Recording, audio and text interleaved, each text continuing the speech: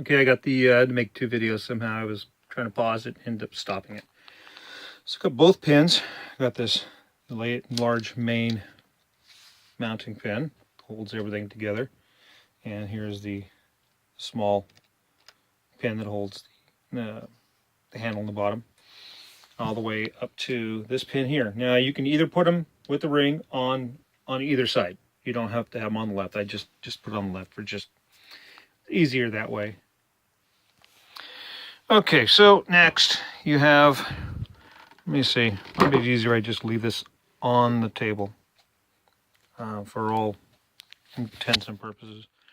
This is, on my Barrett, this little orange flash hider, which mounts right in there, just glued in. I'm guessing since it's a 2-piece system, legally you have to have this orange piece spacer. Mine, it broke off. It's just hot glued in. I took mine out. I had no issues with the barrel wobble or anything since the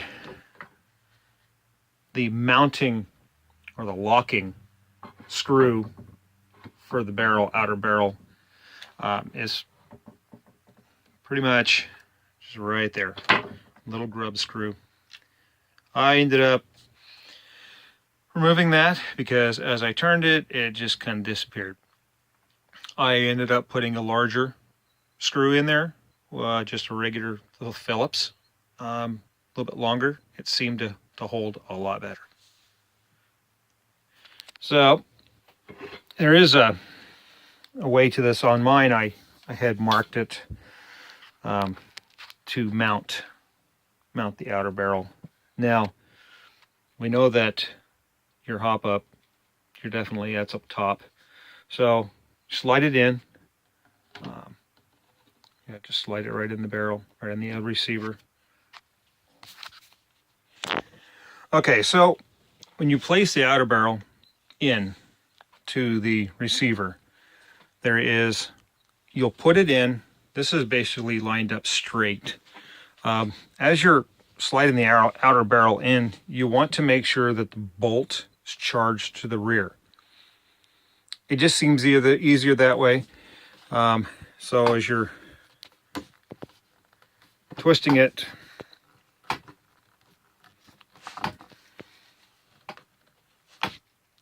okay, so when you place the outer barrel in, this is the top, and as you see, the top pretty much runs into the side. It's not exactly totally, but it's going to turn. If you're putting it in, you twist it to the left. I'm guessing that's clockwise. And you just basically twist it, and then there's that spot where it kind of locks in and doesn't come out. And then you can go ahead and fire it. Now you'll definitely want to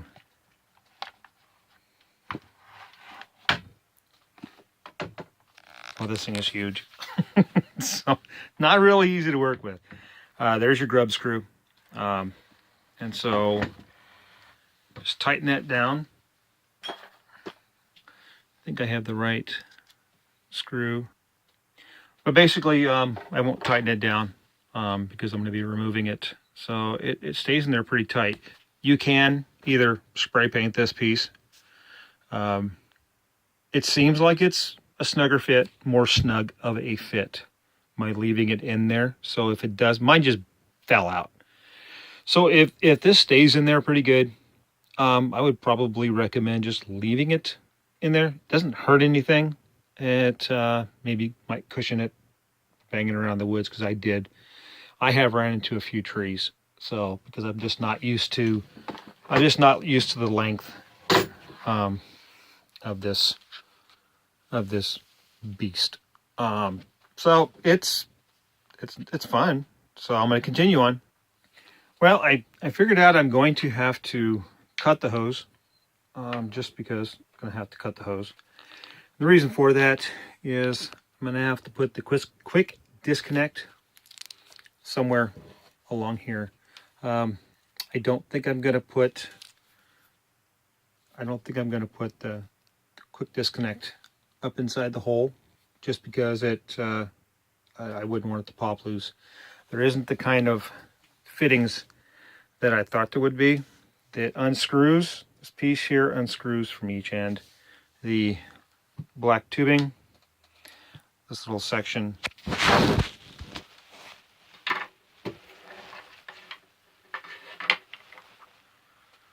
basically this little section here just slides over this piece of hose, and then the hose into the hose just pops right on there, and then you screw the. Okay, so it is a little bit of work getting that piece to go inside that hose. Once that's on there, you just tighten this down. Okay, all right, I'm back. So I had to pain in the butt trying to get these connectors on. So this is the hose running your basically remote. This is going to go to your regulator, or whatever tank you want to use. It is in the open position, and then there is the section, the male end, which is about that long, hanging loose. Excuse me. I don't think that's going to be an issue, but if it is, just unscrew this piece from here, and then it's pretty tight. So you might want to get a pair of wrenches that fit those exactly. I used a pair of needle nose pliers on here to kind of hold it as I twisted it. So it's pretty on there, pretty tight. And should pop right on.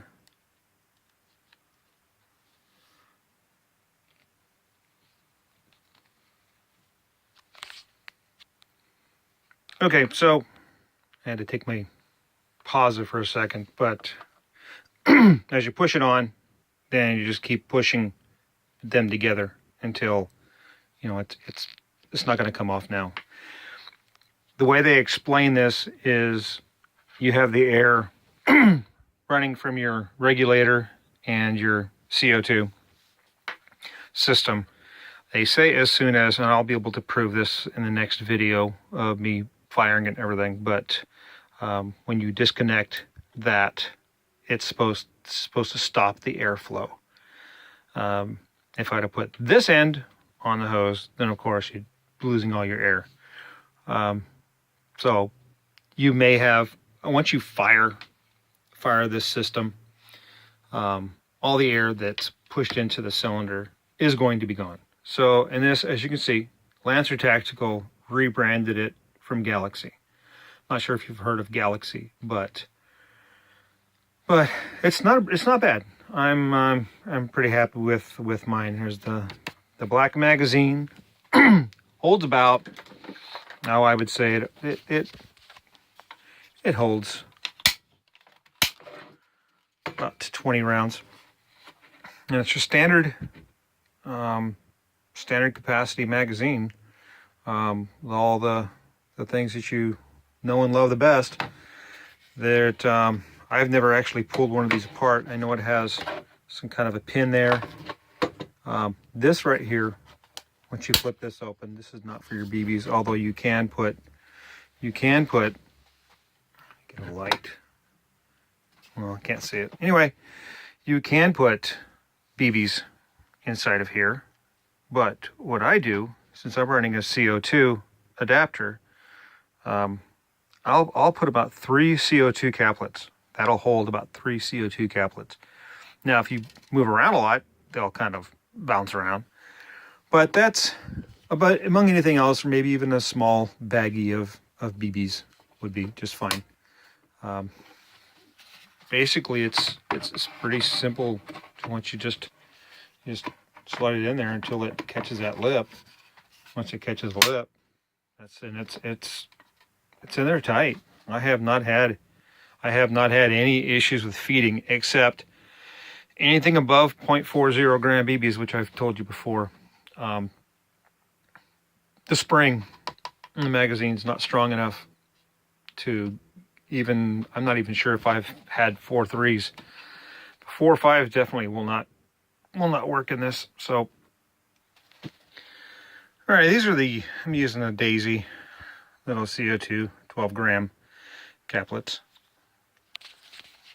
Okay, I had a little bit of a panic attack, but here's the problem. I put the CO2 caplet in and went ahead and screwed it, and all the air started shooting out this release valve because this knob was turned too far, so I had to back it all the way off. So this is what I was talking about, and it's got air in there, and if I turn it, you can see it'll turn it clockwise.